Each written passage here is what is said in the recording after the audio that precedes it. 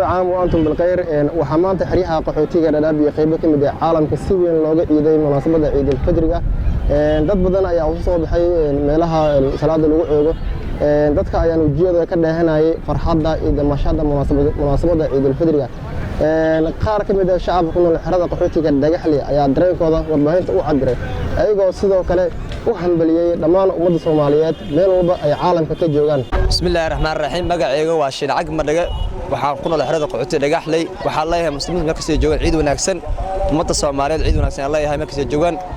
halkan maanta halkan salaana qaas waxa uu diray asxaabtida qaaliga ku kala soo duulada dacladeeda ugu horeyso dadka nool xerada qaxootiga Dhagaxley ku nool yaa halkan salaam u diraya waxaan ku saabsan assalaamu alaykum warahmatullahi wabarakatuh waxaan leeyahay ciidan waa ciidaha kala duwan tahay ciidan waxaan ku ognahay salaada meelaha fagaaraha isku soo baxa garoomada sida isku soo ugu tukado ma sha Allah ciidan waa ciidaha kala duwan tahay anigoo magacayga Xasan Cabdinuur Cabdi ah waxaan meeshaan ugu hambalyeeynaa dhammaan ummadda islaamka meel walba ay joogaan caalamka waxaan leeyahay ciid mubarak bismillaah alxamdulillah wasalaatu wasalaamu ala ashrafil anbiyaa wal mursaliin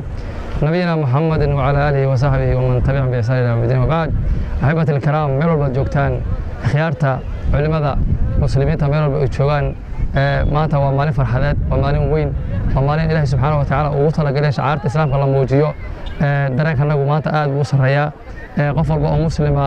meel walba uu joogo marka koobaad waxaan ugu hambaleynaynaa farxadda ciida anaga oo leh kullu caam wa antum bikhair taqabbal Allahu minna wa minkum salih al-a'mal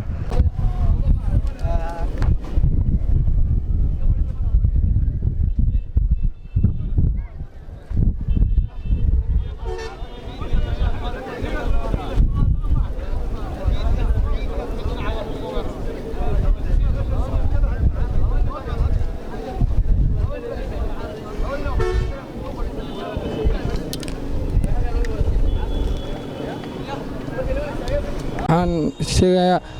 ummadda Soomaaliyeed meel walba adduunka caalamka ka joogan waxaan u tahdiyeenaa Ciid al-Fidr taqabbal Allahu minna wa minkum salih al-a'mal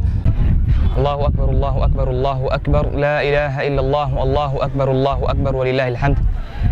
dadka muslimiinta waxaan leeyahay kullu caam wa antum bikhair taqabbal Allahu minna wa minkum salih al-a'mal Ilaahay subhanahu wa ta'ala sadan bari baan maartay cibaadaadkii maartay aan wadnay salaadii soonkii iyo tahajjudkii Ilaahay subhanahu wa ta'ala waxaan كبرنا بأسماء الحسنى وصفاته العلى إنه عباداتك نقبله حاول مسلمين إلى سبحانه وتعالى نصر التمكين إنه سيوم مال بيجوجان وحن له كل عام وأنتم بخير وحاول رجينا يعني نقول لنا سن يوم أركتاي يو فرحد سكستبها سنة كان أي أكيد يقول سنة كيران صار آخر لا وده كل إلا واتنك بعد ما سنة كاسو وجري عذرك كوفيد سالي تون إسلام كات الثاني وقال عن الصلاة لو عين حسن كافي